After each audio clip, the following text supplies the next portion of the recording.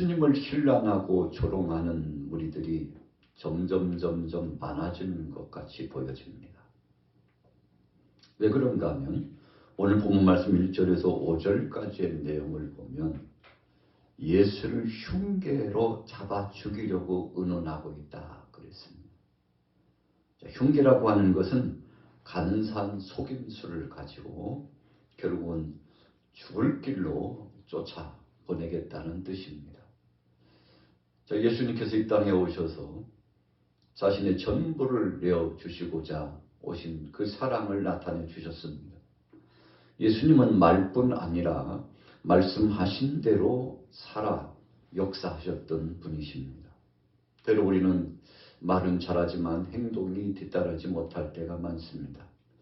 예수님을 따랐던 제자들 상당 부분도 주님 앞에서 자신의 충성심을 고백했습니다. 그래서 죽을지언정 주님을 떠나지 않겠다고 말했던 베드로를 비롯해서 많은 제자들이 주님을 위하고 주님 앞에 헌신자가 되고 어떤 상황 속에서든지 주님과 동행하겠다고 하는 장담이 계속되었죠. 12제자뿐이겠습니까?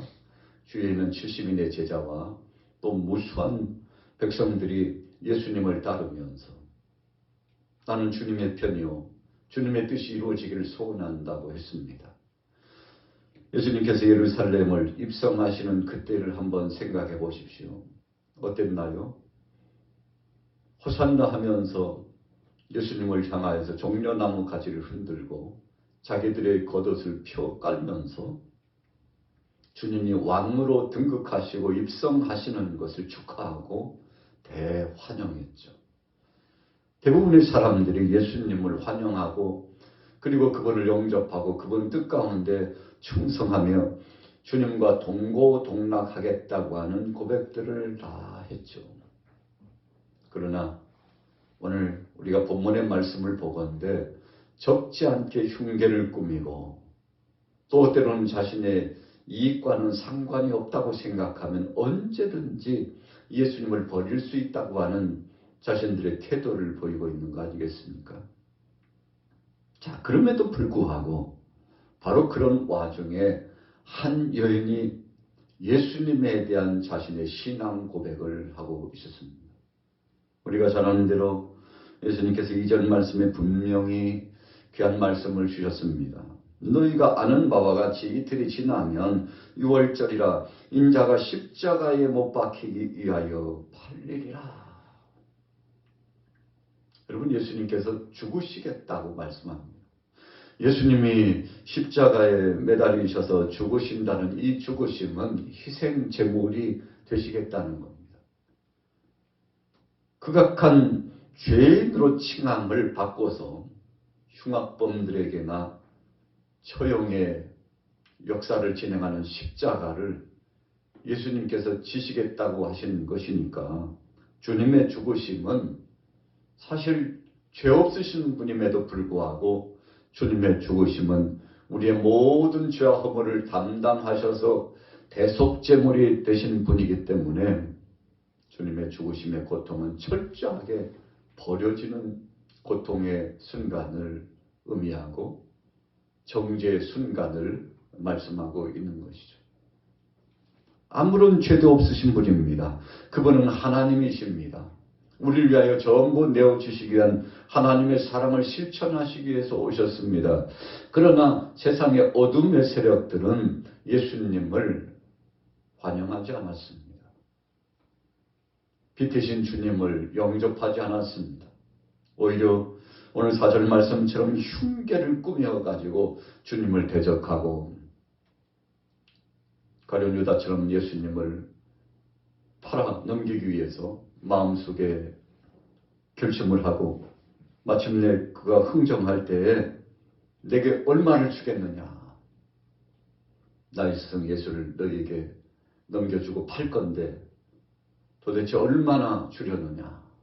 자, 흥정하고 있는 유다의 모습 속에서 그가 예수님을 따라다니면서 살았던 삶의 목적의 태도가 어떤 것이었는가를 우리는 잘 체크해 볼 수 있는 거 아니겠습니까?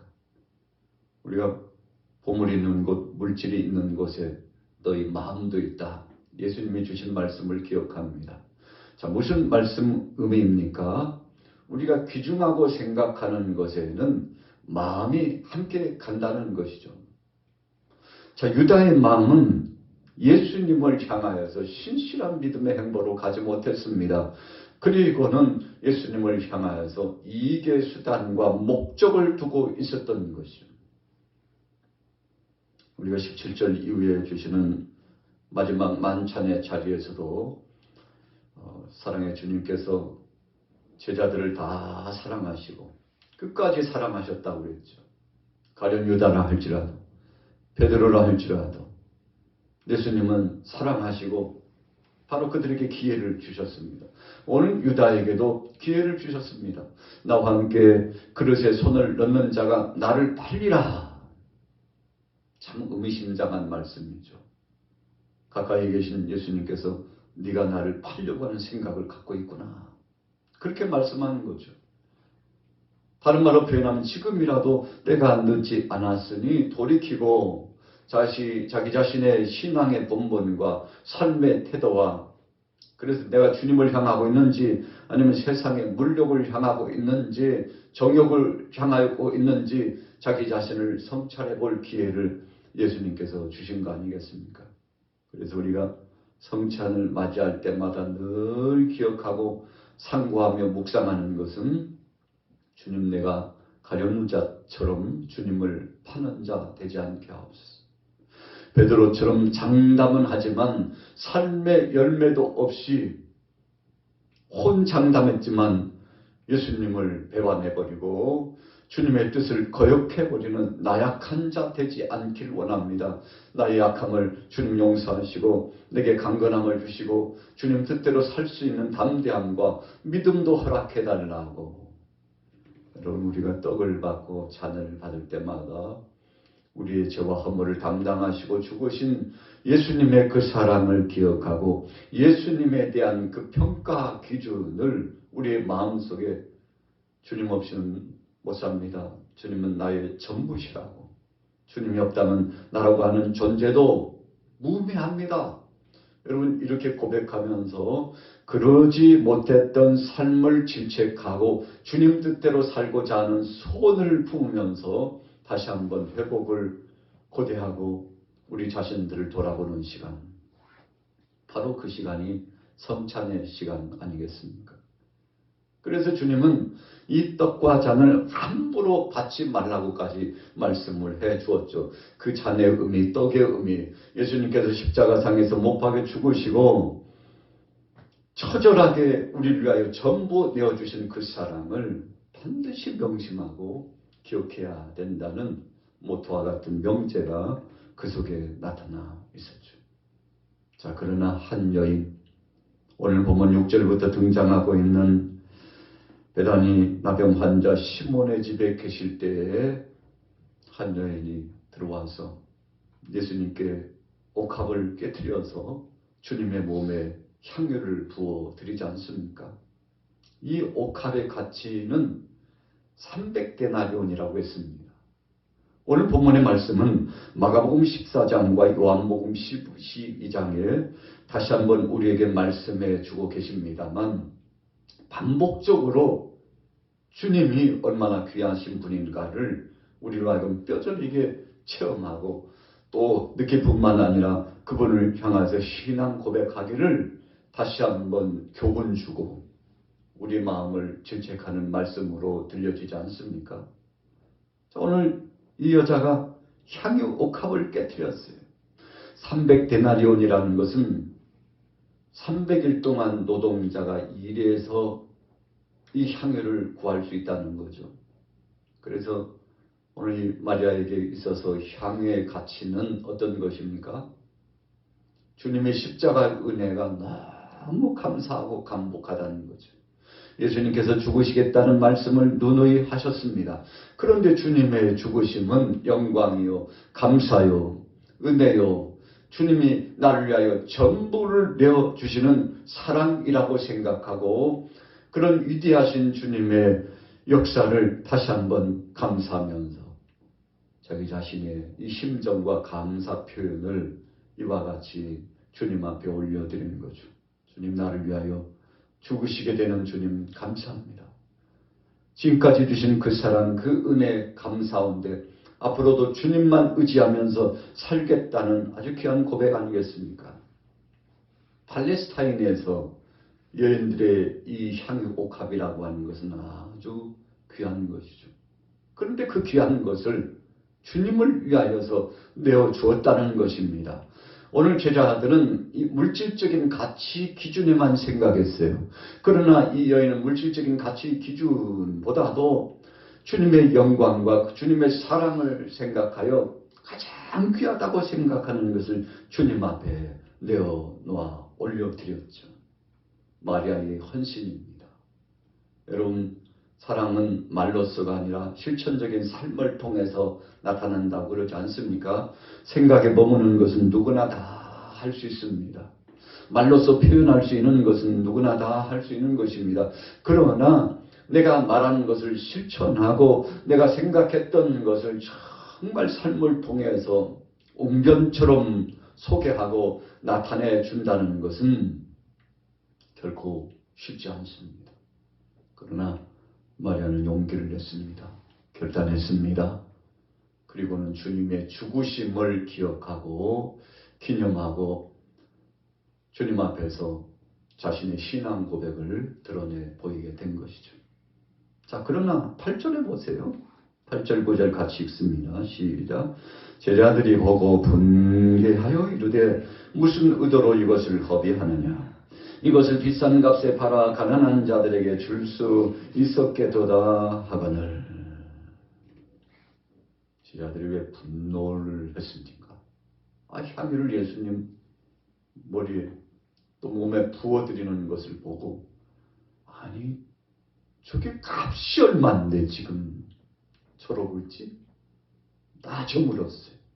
우리한테 진작 이야기나 하면 우리가 이래저래 저래 이래 하라고 가르쳐 줬을 텐데 이 아까운 것을 팔면 돈이 얼마인데.